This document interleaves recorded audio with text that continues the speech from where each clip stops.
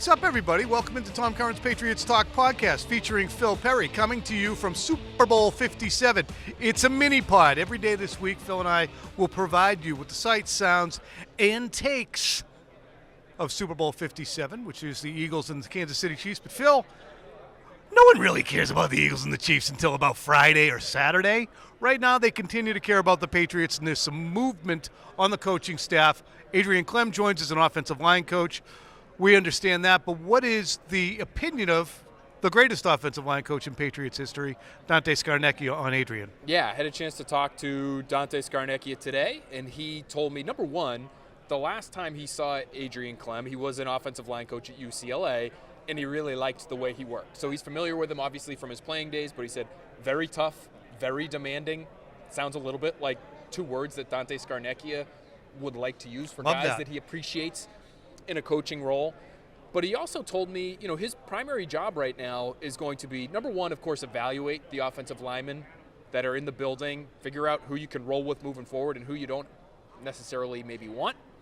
But he's going to have to become a salesperson. Klemm will, in terms of the scheme and the techniques. There's going to be changes, obviously, this year, we know. Dante said he's going to have to sell it. Yeah, he's going to have to sell it to the players. And the players usually are willing to pick up on that stuff, Tom, as long as it helps them play better, because that's all really what they're looking for. But I think that's a really interesting part of his job is after last year and the dysfunction and the disorganization, can you get up in the front of that room, show guys that you're organized, show them that you can make them better players, and sell it? That's the biggest part of the job right now for him. What do you think happens with Billy Yates? You have reported that players thought highly of him.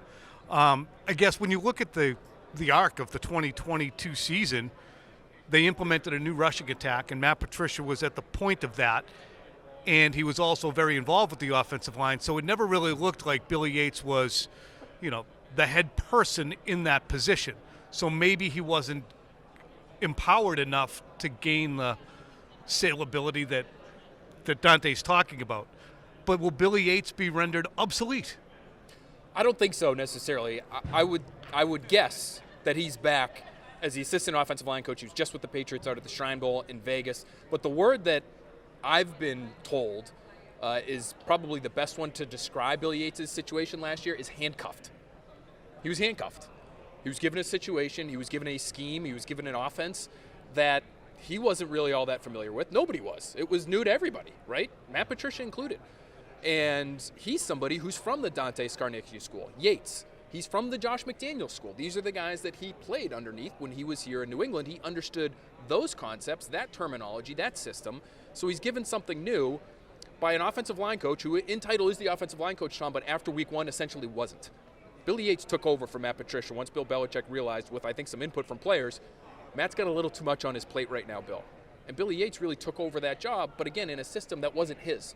So keep him around for consistency's sake is what I would say, even if he's just the assistant, because he will be, or Klemm will be, the sixth offensive line coach they've had since 2019. Scarnecchia, Cole Popovich, Carm Bracillo, Matt Patricia, Billy Yates, Adrian Klemm. So that being the case, there's players on the Patriots offensive line who have never had continuity with their coaching.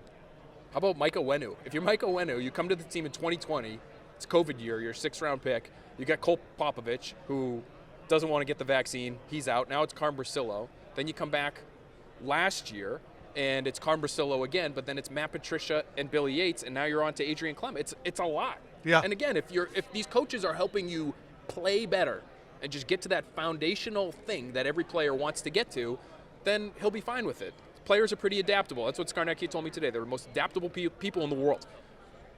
But at the same time, I think it is difficult, if you're any player, to have the voice at the front of the room changing sometimes multiple times a year, every single year. It's a lot. Just want to add, coming up, after Phil and I talk, we're going to have Mike Florio come in. He was outstanding for about 30 minutes on a variety of topics, including where Patrick Mahomes would fit in the all-time quarterback conversation, Bill Belichick, Mac Jones, where the Patriots stand as a national brand if they lag, and perhaps a Belichick exit strategy. But before we get to all that, Phil, when we look at the Patriots and their situation going into this period of time where free agency looms, there are two particularly interesting contracts. We all know Jacoby Myers is a free agent to be. And if he's paid the way he's produced, he might be a $10 million player, conservatively speaking, especially if Nelson Aguilar was making $11 million a year beginning 2 years ago for the output he gave you. So we can wrestle around with that, but also consider Ramondre Stevenson. When you look at his production this year, he would be a top 10 back as a runner receiver. You could even make the case he's a top 8 back and ascending. Those top 8 backs, they're making $10 million plus a year. It's the Ecklers, the Mixons, the Saquon Barkleys, Ezekiel Elliott's. There's a lot of names in there, and his name fits neatly in there. What will the Patriots do with a player like Ramondre Stevenson as he enters his third year and was a 300-plus touch guy or close to 300 touch guy this year? I don't think they're going to do anything in the near future. I think the nature of that position, you get 4 years on that rookie contract. It's a really physical position, especially the way Ramondre Stevenson plays it. And so if I'm the Patriots, what I would anticipate is what they just did with Damian Harris. Not saying Stevenson and Harris are really on the same plane. I think Stevenson clearly is a better player. But what they've done with Harris has been run him until the wheels fall off, kind of. And he's a guy who's dealt with injury the last couple of years. And again, that's just sort of that position. So even though we're looking at him in that class that you're talking about now, yep, the McCaffreys and the Elliott's and the top backs in the league, how are we thinking of him 2 years from now? Maybe he's still up there, but maybe he's dealt with something that caused him to miss 6 games and in maybe his third or fourth season. And that's what's interesting is when we look at homegrown players for the Patriots, think of a guy like Isaiah Wynn. They would be happy to have a homegrown first-round pick that they re-up with, and they pick up his fifth-year option, and things go well. But that's not going to happen with Isaiah Wynn. They did pick up the option, but yes, but the long term. Probably. But the interesting thing is so. You get draft pick, second round, even first round draft pick production from a guy like Jacoby Myers, from a guy like Ramondre Stevenson, but the initial cost was so low that you say to yourself when they reach this point, we can do this again. We can certainly find another guy to do what this guy did. He was undrafted. Isn't it weird? It's ironic to me, the number of first and second round picks they've missed on, that if those guys actually did satisfy some of the things the Patriots were hoping for, they probably say, we got to keep this guy around. He's pretty talented. Isn't that just human nature, though? What did I pay for it? We made a real decision here to take somebody in the first or second round because we believed in them. The entire league saw it. And now that decision looks great. Let's keep it going. And you can do that with a Dante Hightower, for instance. They didn't do it with Chandler Jones, or Devin McCourty. Same year, first round pick, or Devin McCourty. And just keep rolling with that guy. Undrafted, though, it's a little different. And I think they understand, too, that the perception of those guys, somebody like Jacoby Myers, just use him as an example.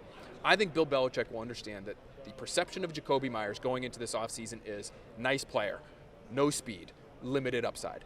And so even though he's much more productive than Nelson Aguilar has been the last couple of years, they'll look at that and say, the rest of the league will look at it and say, well, he might be an 80-catch guy for the Patriots, but is he an 80-catch guy for us? Yeah, he's not a needle mover. He's a good player. He's not a needle mover. We're not going to separate the tops of routes within 8 yards of the line of scrimmage, but can he take the top off of defense? And that will limit his value. And so Belichick could say, go see what you can get, and then come back to us when it's not as much as you hoped. Right, because there's not that unique skill that would have made him a first-rounder as opposed to an undrafted player. So when teams look at him and go, yeah, nice player, but, is he better than the guy that we're going to take in the fourth round who can run faster, separate more? And we would rather take a chance on that guy on his rookie contract than undrafted Jacoby Myers. It's just funny how real, concrete production sometimes doesn't translate into value. And we're going to see that with Stevenson. Do you think it's the right thing to do?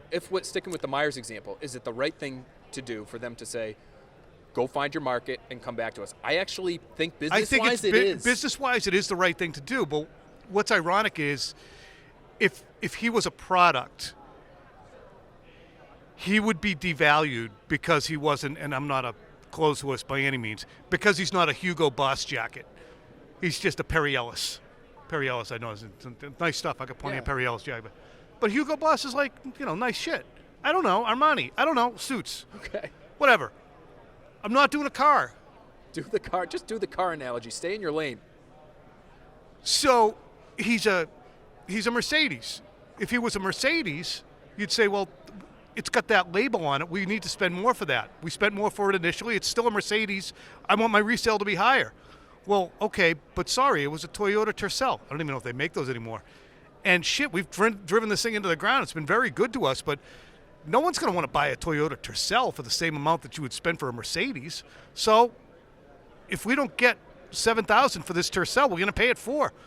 And it's too bad, because I think even if that's the right business decision to make, I feel like, number one, a guy like Myers is somebody you should reward because he has done everything the right way, and he can be a shining example to the rest of your locker room. There's value in that. Hey, guys, whether you're a first-round pick or undrafted, if you just do what Jacoby Myers does, and you do the right thing day after day after day, and you show up and you're available and you produce, you'll get paid. And there's that carrot now in front of everyone else in the locker room with a guy like that, as opposed to, well, if you pay a first-round pick, a Dante Hightower, everybody else in the locker room can look at him and say, well, that's nice, but I'm not Dante Hightower. There's only one of those guys in the entire league. You know what I mean? And that's why a cautionary tale for Ramondre Stevenson is that of teammate Damian Harris. Damian Harris scored 15 touchdowns on the ground in 2021. It's a 1,000-yard rusher. We're damn close to it.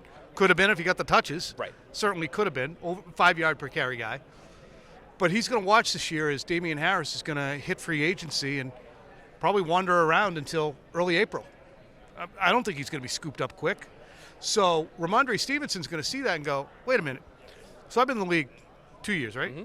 I've been in the league 2 years. They're about to get me for a third year at about $971,000. They're going to ask me to touch the ball 300 times. I played really hurt this past year with an ankle and I think a hamstring. And I'm going to get beat up again. And then they're going to try and replace me, and I'm never going to realize that. So by the end of my 4 years, and he won't have a fifth-year option because he wasn't a first-round pick. By the end of my 4 years, I'll maybe have made $3.6 million playing for the Patriots. Probably more than that, because he might get a high tender restricted free agent or something after his 4th year. But bottom line, Jacoby Myers has made $6 million in the NFL so far. Ramondre Stevenson will make about $6 million. And Ramondre is going to have a shining example in front of him of this is what you're headed for. Ridden hard, put away wet, and that's your future. Okay, what else can he do? Same deal with Jacoby Myers. What else can you do? You make your living in the middle of the field. You're going to not show up? Hold out. You're going to not play? Hold out. You're going to hold out for an extension when your contract's not even Bill Belichick, up for another 2 years? As Bill Belichick once told me back when we used to talk about 14 years ago, I mean, what's he going to do? Open a garage? Open an auto repair shop? You never know. I know you never know. Become a social media influencer, Bill. That didn't exist 14 years ago. He could be. A lot of avenues for these guys. We would work in media. Tell me we wouldn't take Ramondre Stevenson in for a year. I mean, I might hurt him overall, but he would be I mean, it might hurt his value around the league. Oh. Like, this guy just went and did media for a year? But it didn't hurt Mayo. I think the sad reality is the running back position. But some guys are making guys are making. That's all I'm saying. I'm not sitting here. But think about the guys that you're talking about that were true receivers. Ramondre Stevenson can catch it, but you've been on this. But he's caught. I know. You've been on the bus of they need a sub back, they need a real pass catching back. That's really not Ramondre Pace Stevenson. back, I'm calling it now. Pace back. I like that. Okay. Those are the guys who really get paid now. It feels like Christian McCaffrey being the shining example. He's not that. His value is in running over people between the tackles. But he could do both. I'm not convinced of that. I'm not. He should not be catching 69 balls as he did this year. He should be catching 45 and running for 1,300. He can do it, right? I'm trying to think of somebody who, Steven Jackson. LeGarrette Blount. Steven Jackson. Well, LeGarrette Blount didn't, I don't think, ever catch that many passes. No. He couldn't, but he would have. Steven Jackson was a big, physical, powerful guy who could catch. You're exactly right. He got, I think, a really big second contract. Yep. And then but he was a 4th overall pick. And he was a really high draft pick. LeGarrette Blount, not a high overall pick. I just think the league is looking at running backs now and treating them like, unfortunately, I'm not saying this is the right way to do it, morally, but they're like a lot of players, they're treated like widgets. We need to go find another guy in the 4th round. Find a guy in the 3rd round. So you were saying that's the right way to do it? It's not the right way to do it. These guys are human beings. Phil Perry, the right way to treat these running backs is like widgets. Bill Belichick has said now at the podium more than once that he loves Ramondre Stevenson, using that word. Do you know why he's doing that? So that he'll take less when he's at the table? I mean, you know how much you mean to us. I don't know. He's already started his negotiations 3 years before things happen. Maybe. You might be right. 100%. Yeah. Jonathan Jones, you name it. All these guys. He starts the negotiations early. at the podium. That's why Mac had negotiations going on early in July. By the end of the year, I guess he can play in the league. So can Christian Sam. So can Josh Johnson. That guy's been around forever.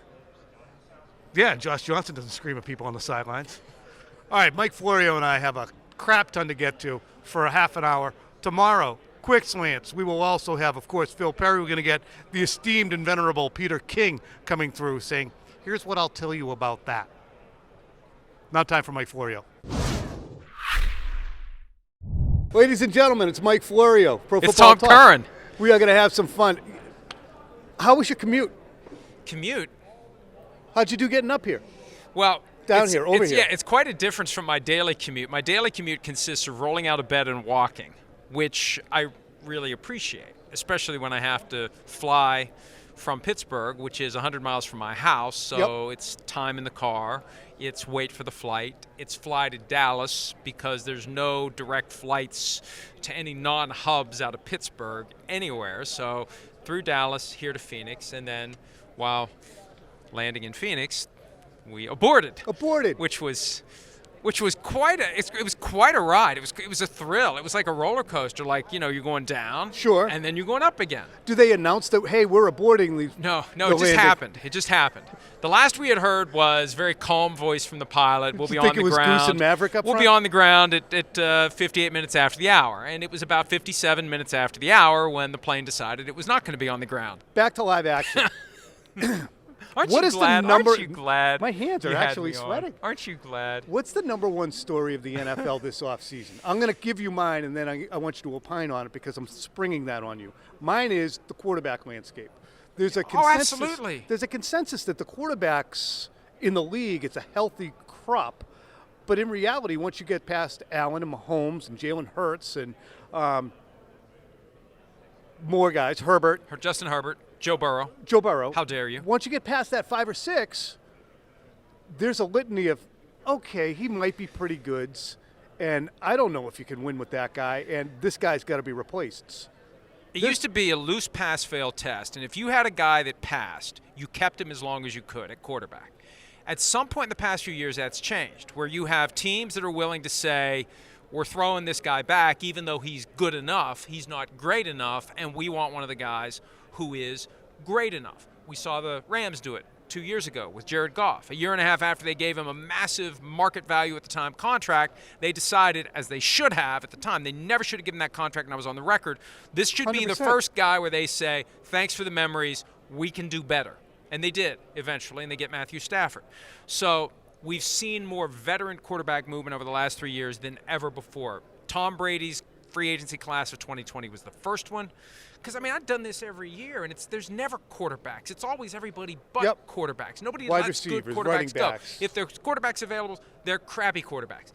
This is the first time you've got good this is the first era, 20, 21, 22, and this year I think is going to be the massive musical chairs of veteran quarterbacks with recognizable names who are changing teams. And that's the thing is they're good quarterbacks, but you could also contend that on some Sundays they're not good quarterbacks. They wouldn't and be they're available. Actually bad quarterbacks. For instance, when we look not just at what we're talking about, which is the Carson Wentz's of the world, even the Jameis Winston's, guys who came into the league top 5 picks and have had their reputation sullied to the point where they're basically flotsam and jetsam. Look at Sam Darnold. Flotsam and jetsam. Yeah, I know. I love it. I'm just spitting words now. Detritus. Tua Tagovailoa. Just start using all these SAT words. Just throw them out randomly. It's a very, with no very context. educated. It's a very, very. Onomatopoeia. That is a nature sound. Tua's in that boat. Tua's obviously, when he's going well, he can throw you, 4 touchdown passes and go 28 for 32 for 401. But do you know he's going to be healthy? Do you know he's going to make it to the end of his contract? Do you think he's durable enough, not just up top, but in the legs?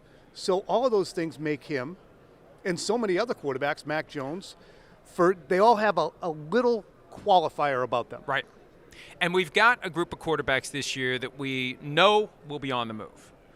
Then we have an Aaron Rodgers who the hell knows? He'll be on the move if he wants to be on the move, and maybe the Packers really don't want him. Who knows? But you touched on two that fall into this bucket of their teams are acting like they want them, but it feels like there's a caveat. Specifically, Miami and New England. Okay. Tua Tagovailoa and Mac Jones. Now, Bill Belichick didn't come out with the strident, absolutely Mac Jones is our starter for 23. The Dolphins have. And the Dolphins get upset when people push back against that. They get upset, for example, when someone like me says that Tom Brady is definitely considering the Dolphins because they want to prop up Tua as best they can. And I think part of it is he's going through enough recovering from the concussion. They don't want to stress him out even more because it was ugly in 2021 when they were chasing Deshaun Watson. He did not handle it well. Really? Yeah, it was bad. It was bad. And then once the trade window closed, all of a sudden he's playing better. But I think that the Dolphins at least are going to see. How can you not? You owe it to yourself. Because look, actions speak louder than words. If they're all in with Tua, pick up his fifth-year option now. Why wait until May 3rd? If you're all in with Tua, extend his contract now. Why wait? It's easy to say. I mean, we've had people say things all the time, and then they do something else. I think with Tua, the moment they pick up that fifth-year option or sign him to a long-term contract, then we'll know that he's their guy. But the fifth-year option, and that's the interesting thing, the fifth-year option is so expensive. I believe it's close to 23. It depends on how much you've played and how many Pro Bowls you make. The more you do, and he'll be in a position where it's going to be a significant number for him for that fifth-year option because he made the Pro Bowl this year, sort of. Or it'll be close to $25 million. It's going to be a lot of money. It probably maybe more than that. But that's the question. And look, when he plays well. But he had 2-3 concussions this year, right? Back injury concussion in week 3 and 2 other concussions. And they'll say, Chris Greer, the GM of the Dolphins, made this point that he's no more susceptible than anyone else to having a concussion. Well, that's okay, but he's more susceptible than other quarterbacks to suffering a blow to the head that could cause a concussion because physics aren't in his favor because he's not a big guy. So when he gets pulled down to the ground by a defensive end or a linebacker, he's more likely to snap his head back and hit the ground and have a concussion. You mentioned than that Josh was a great Allen. post, and there was also the fact, and this is something that Drew Bledsoe pointed out one time about headshots. Because I'm 6'6". I don't get hit in the head very often because guys aren't that tall.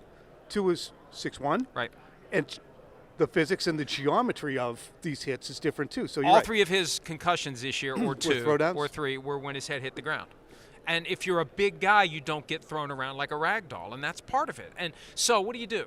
Well, you study Drew Brees. That's what I would do. If I was his personal quarterback's coach, his agent, or something like that, I would try to get my guy to the point where he gets rid of the football before he gets that whipsaw effect and he's on the ground and his head hits it. Because that's he's healthy. Okay, good. He was cleared last week. That's great. But how are we going to get a different outcome next time around? How are we going to be healthy enough to get through all 17 regular season games? He's going to have to change the way he plays in order to avoid the kind of hits that caused him problems this year. We're talking about Tua, and he's in a position that Mac Jones will be in next year. Mac Jones, let's just roll it for the hell of it, John. Bill Belichick's end of season imprimatur on how well he regards Mac Jones. It's already been addressed. Mac has the ability to, to play quarterback in this league, and we have to all work together to try to, find the best and most, best way to as a football team. Which obviously the quarterback's in an important position to be more productive than we were this year. And so that's incumbent upon all of us. We'll all work together on that. And again, look for better results. So as you pointed out, that's not cartwheels by any stretch of the imagination, which is a huge departure from what we heard in August from Bill Belichick. It's been a drastic jump from Mac, and it was already great. Could you imagine him answering that question if Tom Brady was still on the team and in his prime? I always compare that, like how he answers questions about Mac Jones to how he would answer the same question about Tom Brady. And it's obvious. It's obvious. Well, but he was even the most effusive he's ever been in his life about a quarterback was Cam Newton. There was nothing Cam Newton could do wrong. Yeah. He was the greatest leader. He was the toughest guy. He was unbelievable in so many ways. And with Brady, it was like, we had his hand torn open. Yeah. It's like, come on, it's not like it was heart surgery. I think I know why he's being equivocal. Because Bill O'Brien's going to have a large voice, I think, in what they ultimately do at quarterback. He understands. His experiment blew up. the Matt Patricia, Joe Judge, Frankenstein monster approach to offense didn't work. So now Bill O'Brien comes back in on a white horse, and I think what Bill O'Brien thinks of Mac Jones is going to go a long way toward determining what Bill Belichick thinks of Mac Jones. Because Bill Belichick thought Mac Jones is good enough that I can take a guy who's never been an offensive coach and let him run the offense. I can take a special teams coach and make him the quarterback's coach. And I'm sure you've heard the same things I have. Like when the talk around the building was Joe Judge is coming back, they just assumed it was in special teams. Quarterback's coach, what are you talking about? Quarterback's coach? Are you crazy? So I think there's some humility in the Bill O'Brien return, and I think there's humility in that response because I think he's going to rely on Bill O'Brien to help him make his decision about quarterback. Do you think in any way this sullies Bill Belichick, or does it give a new chapter of, hey, he understood something, he fixed something? Where is Bill in the nation's opinion right now? Obviously, he's the greatest coach of all time. We could debate that if you want to. Well, no, I think he is, and I think he can do both. I think it sullies and strengthens because those 6 Super Bowl wins gives him a big pile of chips, right? He's at the high rollers table with chips stacked up so high you can barely see the top of his head. So this year he played some of them. What the hell? I got all these chips. Right. I'm going to play some of them. And he played some of them, and he lost. And he lost maybe more than he thought. And he realized, I better win some of them back. So how do I keep, before I win them back, how do I keep from continuing to lose my chips? So I think there is, even though that facade, that baked-in Naval Academy, show nothing of yourself, do nothing because they're always looking for anything, they're always trying to read you, that just kind of flatline. There is humility in that. He knows it can't be Matt Patricia and Joe Judge again. We got to get Billy O back. We got to do it. Even if it was him coming to that conclusion on his own or getting a nudge from above. What if he got a nudge from above and said, screw you, I'm going to do it my way. I got all these chips. I mean, either way, he concluded on his own, he needs to change, or he submitted to somebody above him that maybe in the past he wouldn't have submitted to. Either way, it's a sign of progress for him. And it's necessity because hot seat's coming. If this continues, if you just keep recklessly doing these things. It's warm already. Yeah. It's warm. Well, but I'm saying it's not coming. as cool as it was. You don't have 10 years of mediocrity. You just the NFL doesn't work that way. They don't care how many you've won. It's not what have you done for me lately. It's what are you doing for me right now, and what are you going to do for me tomorrow? What are the decisions that led to us being where we are? And I think that there's being local and in the weeds with them, there's more things that we scrutinize as to, well, they did that wrong, and Bill shouldn't have done that. And then there's Malcolm Butler, and what about a Brady successor? And shouldn't he have thought this? All of those things, kind of this airing of grievances. But what's fascinating is that you have, since Brady left, 7-9 with a quarterback who couldn't throw, 10-7 with a quarterback in his first year, and now 8-9 with, as you said, a Frankenstein monster that was short-circuiting on the sideline, and they still went 8-9. So to me, do the Patriots still remain as compelling a story in the NFL, even though mediocrity reigns? And they're off, honestly, guys, their product is tough to watch, but they're still compelling. Well, they're compelling because of Bill Belichick. They're compelling because he's still there. And there will come a time when he's not there, and they may just be one of these also-ran teams that we don't really care about. I don't think they're going to keep their national brand the way Dallas and Oakland. No, the I don't Raiders. think. No, I don't think they will. Once they are not a team that is constantly at the top, that national fan base, and there's that element out there that will glom onto something else. They'll be the Bengals or who knows, the Chiefs. You know, the teams that win the most consistently are the teams that end up having the largest fan bases. And Dallas has been the one team that's defied that for 30 years now. Haven't been to an NFC championship game since the 95 season and still are the biggest draw in all of sports, which is just amazing. It's bizarre. But I think the Patriots, they need to win to be relevant, and they know they're losing relevance nationally. They're going to start losing relevance locally. And you know what my theory is? And I'm sensitive about this because I have a son that I'm eventually going to hand my business to, ideally. And there is an element of nepotism in that, and he's very concerned about that. But me owning a business and bequeathing it eventually to my son is a far cry from the nepotism that is rampant in the NFL. And I really do think that one of the things that helped Bill Belichick get thrown off kilter is he got a couple of his kids working for him who, if they were working for anybody else, would have been fired by now, frankly. 47-17 would have gotten Steve fired if his dad wasn't the coach. And I think that was kind of like the on-the-ropes moment for Bill Belichick. Didn't know what to do, and that may have caused him to make some kooky decisions, like with Matt Patricia and Joe Judge. But if you can't, because here's the thing. If you've got kids on your staff that you can't fire anybody. The interesting thing is, and Bill has now got an offensive line coach in Adrian Klemm. We are learning today, Pete Thamel, reporting that Adrian Klemm will come from the University of Oregon. The 2000 second-round draft pick of the Patriots will be the offensive line coach. We'll see what that means for Billy Yates. Obviously, Matt Patricia is a little bit at loose ends, but I don't think he'll be back. I don't think he'll be back, so. Especially if he wants a coach. I mean, he can be jack of all trades, negotiate contracts, do this, do that. I think he wants a coach. If he wants a coach, it ain't going to be there. And he's become such a human pinata and radioactive in the media market. But what's interesting about the titles that Bill is so insistent on they don't matter. Yeah, they matter. And that's why he won't give them out. He wants to insulate everyone from criticism by saying he's got all the chips. It's easy to do so when you got all the chips. If I name Steve defensive coordinator, well, Gerard might be pissed off because Gerard does the game planning and runs the meetings, but Steve's the play caller. So let's just leave it alone. If I name Matt this, if I name Josh that, just leave it alone and I'll take all the bullets. Well, you end up taking the bullets. You also sow some agitation with individuals who are working long hours for short money with ridiculous expectations who don't have a title. And title's the easiest thing to give somebody. It doesn't cost you any money. That's why banks do it. That's why everybody at a bank's a VP. Is it sponsored by a bank? I'm a Patriots insider. Do you know that? Everybody's a VP. We're not going to give you a raise, but we're going to make you the VP. All the people out there navel gazing right now. I'm a VP. All right, so we hit on those two things. What else should we hit on? I had another thought as you were saying that. Oh, one of the theories, I think, as to why Patricia wasn't the offensive coordinator, it allows you to pay him less, and it makes the Lions pay him more. Remember they went through that thing with Brett Bielema, that little awkward. I mean, you look back, Mike Lombardi was with the team until his contract with Cleveland ran out, and he was an advisor, and then he moved on. Same thing with Bielema. Arkansas is like, he's working for $150,000 up there. That's not the going rate.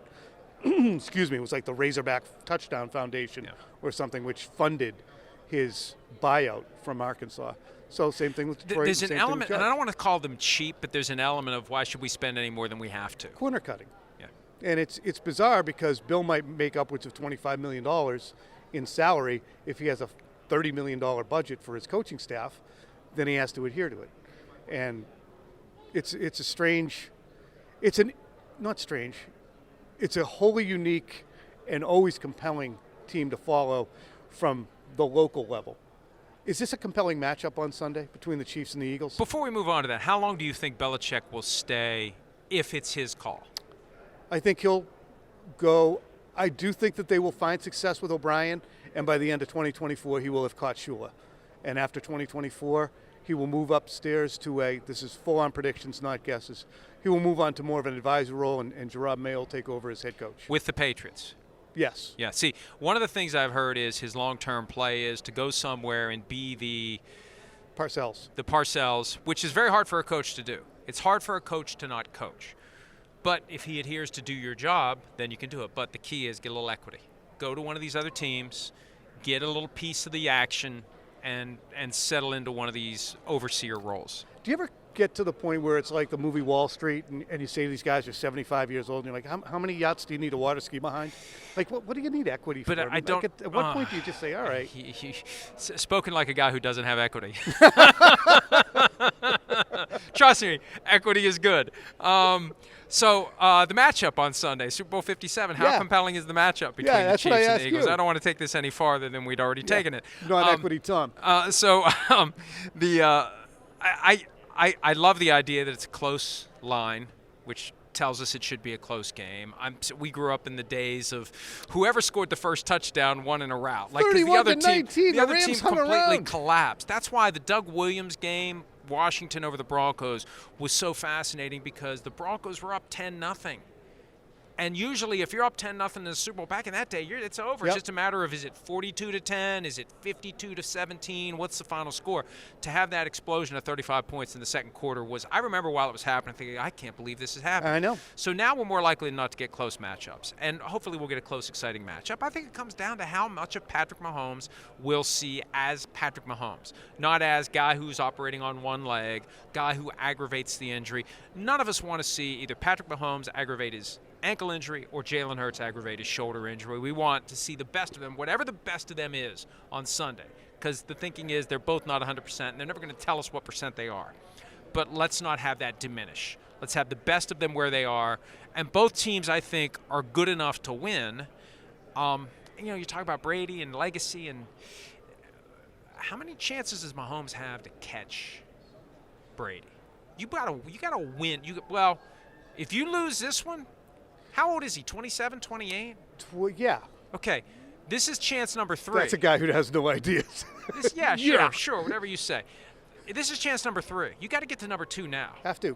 And then you got to get to number 3 within the next couple of years. And then you got to work on 4. And then you have to start over again. Yeah. That's what's crazy. I wrote a story last week after Brady's retirement. Started over again this year. No Tyreek Hill. But Brady had to start over again in 2014. Right. So Mahomes has to I see what you're saying. He's done it for 5 years.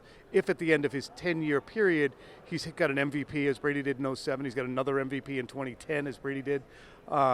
He's got 3 Super Bowls. Okay, great. Now you have to go 14, 16, 18, and 20, which is what Brady did winning Super Bowls, be the MVP in so many of those, author a comeback like Brady did in 2016. So it's, to me, Brady will never be caught. There will never be I'll never lose an argument that Brady's not the best ever. Right. But I want to ask you this. But here's the other thing, too. At some point, Andy Reid's going to be gone.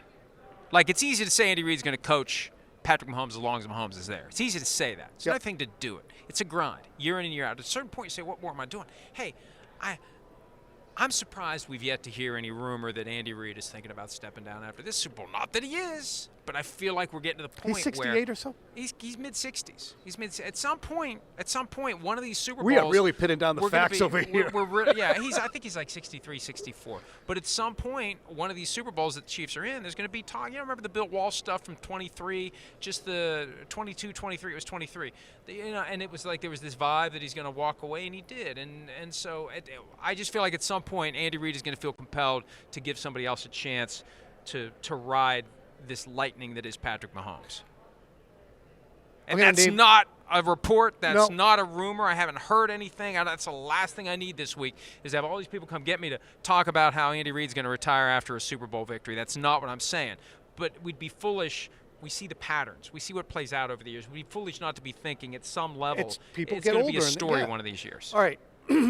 I wanted to do one thing, but it also occurred to me before we get to that. Would Aaron Rodgers be the perfect fit in Vegas? Do you think he'll go?